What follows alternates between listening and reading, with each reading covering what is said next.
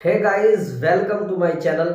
आज हम बात करने वाले हैं रैम और रोम के बारे में। जी हाँ फ्रेंड, आज हम बताएंगे आपको कि रैम मोबाइल के अंदर क्या काम करती है और रोम का मोबाइल के अंदर क्या काम होता है। क्योंकि जब भी अक्सर हम किसी दुकान पर जाते हैं तो हम ये सोचकर कंफ्यूज हो जाते हैं कि यार कितनी रैम का मोबाइल हमें लेना चाहिए, कितनी इंटरनल मेमोरी उसकी होनी चाहिए। आज हम सब उन्हीं बातों पर, इसी टॉपिक पर हम बात करने वाले हैं। लेकिन फ्रेंड्स, वीडियो को स्टार्ट करने से पहले अगर आप हमारे चैनल पर पहली बार आए हैं तो हमारे चैनल को सब्सक्राइब करें, बेल आइकन के बटन को दबाएं ताकि हमारे आने वाली सभी वीडियो का नोटिफिकेशन सबसे पहले आप तक पहुंचता रहे। तो चलिए वीडियो को स्टार्ट करते हैं। एक दौर था कि जब, शायद मुझे अंदाजा है कुछ साल पहले ही, जब हमने मोबाइल का यूज करना शुरू किया था, कुछ सालों की बात है, कंपनी ने सिर्फ 1 GB रैम के मोबाइल लॉन्च किए थे।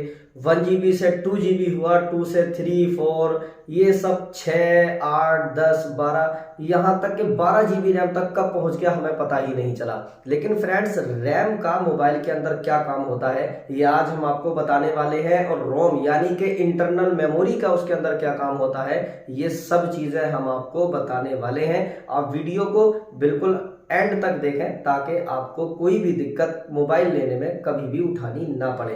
तो फ्रेंड, हम बात करने वाले हैं, आपको एक एग्जाम्पल देने वाले हैं। पहले मान लीजिए आपके यहाँ पर कोई कमरा है और उस कमरे में कुछ फाइलें रखी हुई हैं, आपके काम की कुछ चीजें रखी हुई हैं, और आप डेस्क पर बैठकर, किसी टेबल पर बैठकर आप अपना काम दूसरा कोई कर रहे हैं। तो फ्रेंड्स, ये समझ लीजिए कि जो आपका कमरा है वो आपके लिए रोम है, यानी कि इंटरनल मेमोरी है।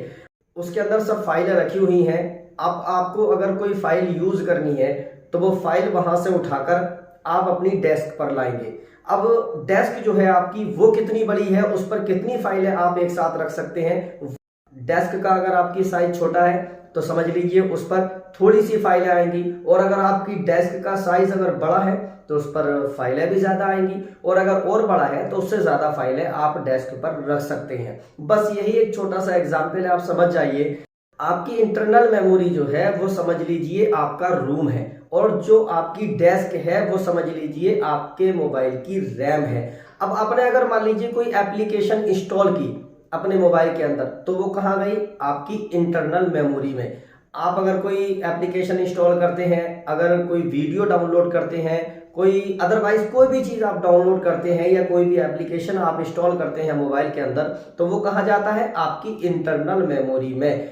उस टाइम वो रैम के अंदर नहीं जाता है, क्योंकि वो इंटरनल मेमोरी के अंदर सेव हुआ है। अब जब आप उसको चलाएंगे, यूज करेंगे, मान लीजिए आपको जरूरत पड़ी, जैसे आप अपने कमरे में आप कहीं पर बैठे हैं और आपको जरूरत पड़ी कि आप अपने कमरे से किसी फाइल को उठाकर लाएं, ठीक है, तो आप अपने कमरे से फाइल को उठाकर लाएंगे कहां पर? डेस्क पर, वहां पर काम करने के लिए। और जब आप उस काम को निपटा देंगे तो फिर से आप उसी फाइल को कहां रखेंगे? अपने कमरे के अंदर। मतलब जितनी देर आपने काम किया अपनी डेस्क पर, उतनी देर तो वो जगह उसकी घिरी रही, लेकिन जैसे ही आपका काम खत्म हो गया आपने उस फाइल को उठाकर फिर से कमरे के अंदर रख दिया। तो फ्रेंड्स, यही काम है इंटरनल मेमोरी का और रैम का। जैसे मान लीजिए आपने कोई भी एप्लीकेशन इंस्टॉल की, व्हाट्सएप मान लीजिए, फेसबुक मान लीजिए, आपने अपने मोबाइल के अंदर इंस्टॉल की, तो वो कहाँ है? अभी आपके कमरे में, आपकी इंटरनल मेमोरी में। क्योंकि जो एग्जाम्पल मैंने दिया है आप उसको ध्यान में रखते हुए चलें, वो आपका कमरा है, इंटरनल मेमोरी जो है वो रूम है आपका। आप कोई भी एप्लीकेशन या कोई भी फाइल उसके अंदर रख सकते हैं। अब मान लीजिए आपको व्हाट्सएप ऑन करना है, आपने जैसे ही व्हाट्सएप पर टिक किया तो वो अब कहां पहुंची? रैम के अंदर। क्यों? जब आप व्हाट्सएप को डाउनलोड करेंगे तो उसका 30 या 40 MB में वो डाउनलोड होता है, लेकिन जब उसको रन करेंगे आप तो वो पहुंच जाती है कहां पर? 250-300 MB वो लेती है। तो वो कहां पहुंचेगी? फिर रैम के अंदर। रैम जो है उसको रन कराएगी, उसको चलाएगी, फास्ट चलाएगी, क्योंकि रैम जो होती है बहुत फास्ट मेमोरी होती है। लगभग उसका बनाने का खर्चा भी बहुत ज्यादा आता है। अगर इंटरनल मेमोरी से अगर हिसाब लगाया जाए तो रैम अगर 1 GB जितने पैसे में बनती है, उतने में इंटरनल मेमोरी 16 GB बन सकती है।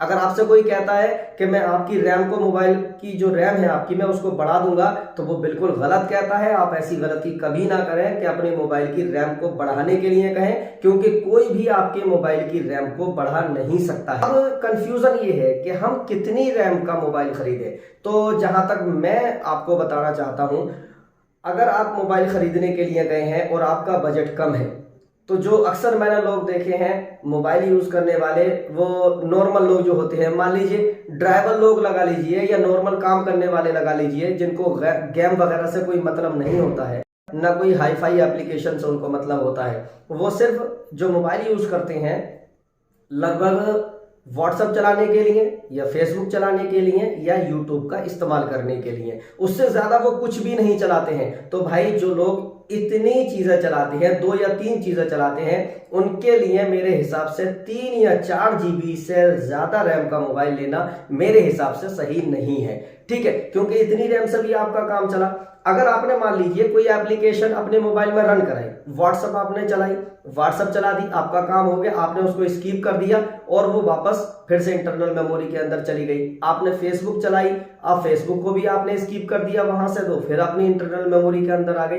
रैम तो आपकी खाली रही ना। रैम से फास्ट होने का मोबाइल का कोई हिसाब नहीं है। अगर हम पर 4 जीबी रैम का मोबाइल है और हम ये सोचें कि हमारा 6 जीबी रैम का मोबाइल और ज्यादा फास्ट होगा, तो ऐसा कुछ नहीं है। आप कम यूज करने वाले हैं, कम एप्लीकेशन आप यूज करते हैं, तो इसलिए आपके लिए 4 जीबी रैम का ही मोबाइल बहुत फास्ट है, आपके लिए बेहतर है।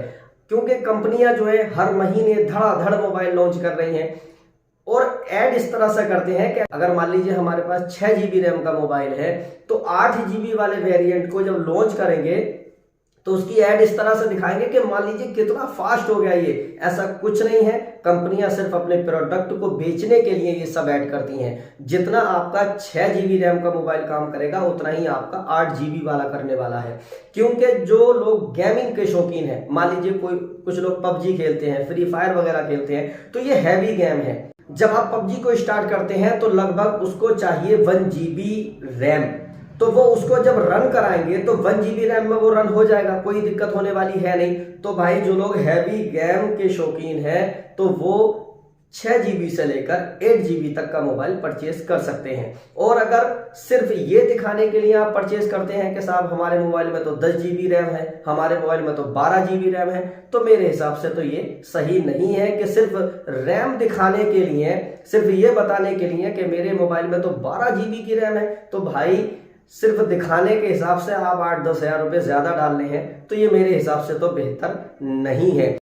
आई होप फ्रेंड कि आप लोग मेरी बात को समझ गए होंगे कि अगर आप कम यूज करते हैं मोबाइल का तो 3 से 4 जीबी रैम आपके लिए बहुत है, और अगर आप लोग गेमिंग के शौकीन हैं तो 6 से लेकर 8 जीबी तक की रैम जो है आपके लिए काफी हो सकती है। तो फ्रेंड्स, आपको ये वीडियो हमारा कैसा लगा? अगर आप इस वीडियो के बारे में, रैम और रोम के बारे में अगर कुछ और अपना मशवरा हमें देना चाहते हैं, अगर आप क्या कहना चाहते हैं कि आपके मोबाइल में कितनी रैम है, इन सब बातों को अगर आप हमसे शेयर करना चाहते हैं तो आप कमेंट बॉक्स के जरिए अपनी राय हमें बता सकते हैं। अगर आपको हमारा ये वीडियो पसंद आए तो फ्रेंड्स अपने दोस्तों को शेयर करें ताकि वो भी इस इंफॉर्मेशन को जान सकें। हमारे वीडियो को वॉच करने के लिए